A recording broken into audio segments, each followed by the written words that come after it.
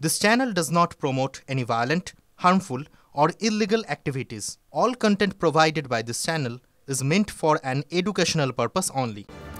পুজোর মাঝে বড় সিদ্ধান্ত ডাক্তারদের যে কথা আপনাদের জানাচ্ছিলাম যে তিলোত্তমা কাণ্ডে প্রতিবাদের সুর চড়িয়ে এবার প্রতীকী গণ ইস্তফা। জুনিয়র ডাক্তারদের পাশে থাকার বার্তা দিয়ে আরজি করে প্রতীকী গণ ইস্তফার সিদ্ধান্ত 50 জনের বেশি ডাক্তারের। এ নিয়ে কথা বলবো, নিউজ রুমে রয়েছেন আমাদের সহকর্মী তন্ময় প্রামাণিক। তন্ময়, একটা বিষয় একটু বোঝাও, এই যে প্রতীকী গণ ইস্তফা 50 জন বেশি ডাক্তারের, মানে কি তারা এবার মানে অফিশিয়ালি তারা ইস্তফা দিতে পারেন?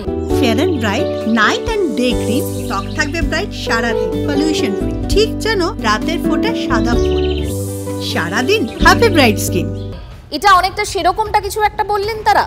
দেখো, একেবারেই আমাদের দেশে নানান সময় বিভিন্ন রাজ্যে বিভিন্ন জায়গাতে এরকম আন্দোলনের চূড়ান্ত পর্বে গিয়ে দেখা যায় গণ ইস্তফা, সেটা কোনো একটা ডিপার্টমেন্টের কর্মীরা, কোনো একটা বিভাগের কর্মীরা। এখানে যেটা ঘটেছে, চিকিৎসকরা আরজি কর মেডিকেল কলেজের সিনিয়র চিকিৎসক যারা রয়েছেন, মানে শিক্ষক চিকিৎসক যারা রয়েছেন, তারা গণ ইস্তফা দিলেন। 50 জনেরও বেশি আজকে সই করেছেন। এরপর সিদ্ধান্ত নিচ্ছে কলকাতা মেডিকেল কলেজ, তারাও সিদ্ধান্ত জানিয়ে দিয়েছেন আগামীকাল আনুষ্ঠানিকভাবে তারা গণ ইস্তফা দেবেন। এই গণ ইস্তফা হচ্ছে কোন একটি বিষয়, সরকারের সঙ্গে যখন বিরোধ বেঁধেছে ডাক্তারদের কতগুলো বিশেষ পয়েন্ট নিয়ে, সেই পয়েন্টের ক্ষেত্রে তারা আলটিমেটাম দিচ্ছেন সরকারকে যে আপনি যদি এগুলো না মানেন তাহলে কিন্তু আমরা চূড়ান্ত কোনো সিদ্ধান্তের জন্য প্রস্তুতি নিলাম। ঠিক তার আগের মুহূর্ত বলতে পারো এটা, অর্থাৎ ইস্তফা দিলেই কিন্তু সেই চিকিৎসক হাসপাতালে যাওয়া বন্ধ করে দেবেন, হাসপাতালে পরিষেবা দেওয়া বন্ধ করবেন, অপারেশন থিয়েটারে যাওয়া বন্ধ হয়ে যাবে, আউটডোরে রোগী দেখতে যাওয়া বন্ধ হয়ে যাবে। অর্থাৎ সেই চিকিৎসক আর হসপিটালের দোরগোড়ায় যাবেন না। ইস্তফা দেওয়ার অর্থ এটা।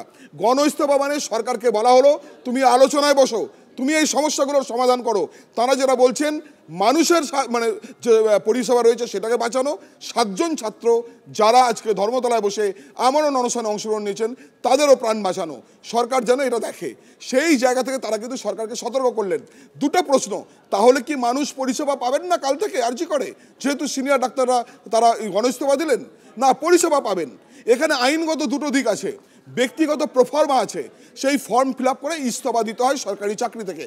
সরকার সেটা অ্যাকসেপ্ট করতে পারে, নাও করতে পারে। অ্যাকসেপ্ট না করলে আমি কোর্টে যেতে পারি, আদালতে দ্বারস্থ হতে পারি, স্যাটে যেতে হয়, স্যাটের পর হাইকোর্ট, হাইকোর্টের পর সুপ্রিম কোর্ট। এক্ষেত্রে ডাক্তাররা যে গণ ইস্তফা দিচ্ছেন মানে 1 মাসের নোটিশ ধরাচ্ছেন সরকারকে যে তুমি যদি এর মধ্যে দাবিগুলো না পূরণ করো, আমাদের কথা না মানো, তাহলে কিন্তু তারপর আমরা এই সরকারি পরিষেবা থেকে বিরত থাকতে পারি। এই যে সতর্কবার্তা দেওয়া হচ্ছে সেটাই গণ ইস্তফা। এই গণ ইস্তফায় কাল থেকে কিন্তু পরিষেবা নর্মাল থাকবে। তারা ক্লাস নেবেন, তারা আউটডোরে যাবেন, যারা ওটি করেন তারা অপারেশন থিয়েটারে যাবেন, সবটাই থাকবে। কিন্তু সরকারকে বলে দেওয়া হলো যেহেতু প্রত্যেকটি মেডিকেল কলেজের কলেজ কাউন্সিল বা সরকারি প্যাডে স্বাস্থ্য ভবনে এই চিঠি যাচ্ছে, ফলে সেটাও কিন্তু একটা সরকারি নথি, অর্থাৎ 1 মাসের নোটিশ এখানেও হয়ে যেতে পারে। এরপর সরকার এটা অ্যাকসেপ্ট করতে পারে। অ্যাকসেপ্ট করলে তখন ব্যক্তিগত প্রফর্মা যেগুলো রয়েছে সেখানে আমি ফিল আপ করবো সেই ফর্মটা, তারপর আমি ইস্তফা দিয়ে চলে গেলাম। সরকার এটা গ্রহণ নাও করতে পারে। এই জায়গায় দাঁড়িয়ে আছে, অর্থাৎ বলা চলে কাজে ইস্তফা দেওয়া, আমি কাল থেকে আসছি না, এই ব্যাপারটা ঠিক আগের মুহূর্তে দাঁড়িয়ে আছে। অর্থাৎ সরকারকে এই সিনিয়র চিকিৎসকরা প্রথমে আরজি কর মেডিকেল কলেজ, একটু আগে কলকাতা মেডিকেল কলেজ ঘোষণা করেছে, এসএসকেএমে আলোচনা চলছে। অর্থাৎ একটার পর একটা সরকারি মেডিকেল কলেজের সিনিয়র প্রফেসর, শিক্ষক, চিকিৎসকরা তারা গণ ইস্তফার বার্তা সরকারকে দিয়ে রাখলেন, সেখানে সই করলেন। সই করে পৌঁছে ইস্তফার পথে সত্যি এরা হাঁটেন তাহলে তো স্বাস্থ্য ব্যবস্থাটা একেবারে ভেঙে পড়বে, তাই না? সেটা একটা ভয়ঙ্কর পরিস্থিতি হবে। সেই ভয়ঙ্কর পরিস্থিতি তুমি বুঝতে পারছো, একটি হাসপাতালে গড়ে 3 থেকে 3.5 করে রোগী তারা বেডে শুয়ে আছেন, সেখানে তাদের চিকিৎসা চলছে, মরণ বাঁচনের প্রশ্ন রয়েছে। 1, 2, প্রতিদিন কাতারে কাতারে মানুষ প্রত্যেকটি হাসপাতালে আউটডোরে আসেন, সেখান থেকে আউটডোরের মাধ্যমে তারা ভর্তি হন। প্রতিদিন এমার্জেন্সির সামনে তুমি দাঁড়িয়ে থাকলে দেখবে একের পর এক অ্যাম্বুলেন্স ঢুকছে মুমূর্ষু রোগীদের নিয়ে, তাদেরকে ভেতরে নিয়ে যাওয়া, তাদেরকে অবজারভেশনে রেখে দেওয়া, ভর্তি নেওয়া, ভর্তি না নিলে অন্য কোথাও ব্যবস্থা করা। এটাই মূলত হাসপাতালগুলোর কমন চিত্র।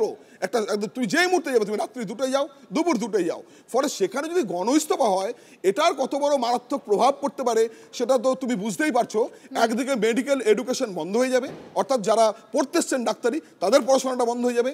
2, তুমি যেটা দেখছো এই যে পরিষেবা, অপারেশন থিয়েটার, আউটডোর, নানান ধরনের পরীক্ষা নিরীক্ষা, মর্গে যে বডি পোস্টমর্টেম হয় সেটাও কিন্তু ডাক্তাররা করেন, সমস্তটা থেমে যাবে। সেটা খুব ভয়ঙ্কর পর্যায়ে, সেই পর্যায়ে যাবে না, কিন্তু সরকারের কোর্টে বল এখন সরকার কি পদক্ষেপ করে সেদিকেই আমাদের নজর থাকবে। তন্ময়, আপাতত তোমাকে ধন্যবাদ।